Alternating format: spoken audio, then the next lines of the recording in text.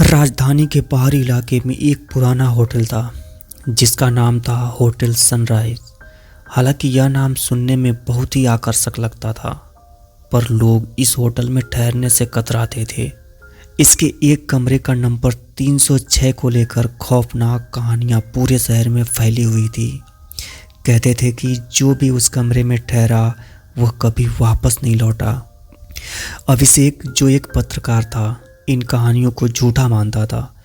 उसे हमेशा रहस्यमय घटनाओं पर रिपोर्टिंग का शौक था। जब उसे होटल सनराइज के बारे में पता चला तो उसने वहां जाकर उस कमरे के पीछे का सच जानने का फैसला किया।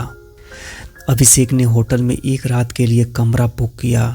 रिसेप्शनिस्ट ने उसे कमरे की चाबी देते हुए एक अजीब सी नज़र से देखा और हल्की आवाज़ में कहा, कमरा नंबर 306 मत लेना। अभिषेक मुस्कुराते हुए जवाब दिया, यही तो मेरा कमरा है। रिसेप्शनिस्ट का चेहरा डर से शांत हो गया।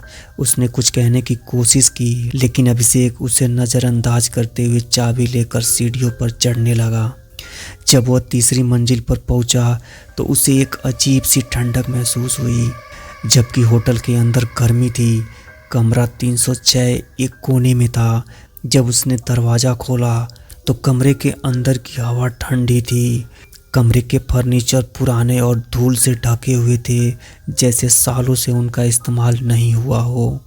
लेकिन सबसे ज़्यादा ध्यान खींचने वाली चीज़ थी एक पुराना बड़ा आईना जो कमरे के एक कोने में रखा हुआ था। रात धीरे धीरे घनी हो रही थी। अभिषेक ने कमरे का मुआयना किया और अपनी रिपोर्टिंग के लिए नोट्स लिखने लगा। लेकिन जैसे ही घड़ी में 12 बजे कमरे में अजीब आवाज़ें आने लगी। उसे लगा जैसे कोई कमरे के अंदर चल रहा हो, पर जब उसने चारों ओर देखा तो वहाँ कोई नहीं था। आईने की ओर उसकी नज़र गई और उसने देखा कि उसका प्रतिबिंब धीरे धीरे धुंधला हो रहा था। उसने जल्दी से आईने के सामने जाकर देखा, लेकिन उसमें सिर्फ उसकी परछाई दिखाई दे रही थी। अचानक कमरे की लाइट जोर से चमकी और बुझ गई। अंधेरे में उसे किसी की सिसकियां सुनाई देने लगी, महीन डरावनी आवाज़ें, जैसे उसके कानों में कोई फुसफुसा रहा हो। वह घबरा गया और लाइट फिर से ऑन करने की कोशिश की, लेकिन बटन काम नहीं कर रहा था। अब अभिषेक का ध्यान सिर्फ उस आईने पर था।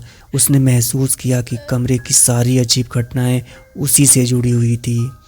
डरते डरते उसने आईने के पास जाकर उसे ध्यान से देखा। उसकी परछाई अभी भी आईने में थी, लेकिन उसके पीछे एक और आकृति दिखाई दी।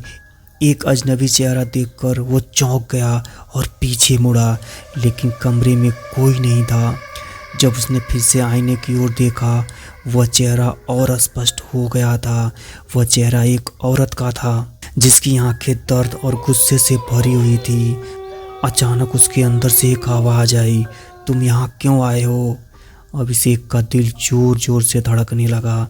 उसने पीछे हटते हुए पूछा, तुम कौन हो? आईने की औरत की आवाज़ ठंडी और कठोर थी। उसने कहा, मैं इस कमरे की आत्मा हूँ। इस कमरे में मेरे साथ जो हुआ उसका बदला लेना बाकी है।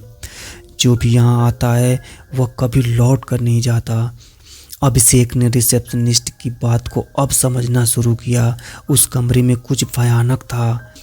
उसने होटल की पुरानी फाइलों को खंगालने का सोचा और उसे पता चला कि सालों पहले एक महिला की इसी कमरे में निर्मम तरीके से कत्ल कर दिया गया था।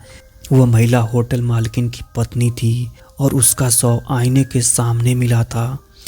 आईने में बंद उसकी आत्मा अब इस कमरे की पहरेदारी करती है। वह किसी को भी यहाँ से जाने नहीं देती, क्योंकि उसके साथ न्याय नहीं हुआ था। अब अभिषेक के पास बहुत कम समय था। उसने महसूस किया कि वह भी इस आत्मा के जाल में फंस चुका था। लाइट्स फिर से बुझ गई। कमरे में एक भयानक ठंडक फैल गई। आईने में अब औरत पूरी तरह से दिखाई दे रही थी। उसकी खून से लथपथ शक्ल, उसकी चीखती हुई आंखें, ये सब देखकर अभिषेक ने वहां से भागने की कोशिश की, लेकिन दरवाज़ा अपने आप बंद हो चुका था।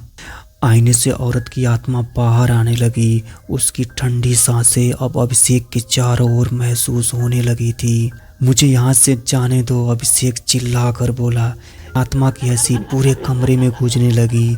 आत्मा ने कहा, अब तुम इस कमरे का हिस्सा हो चुके हो।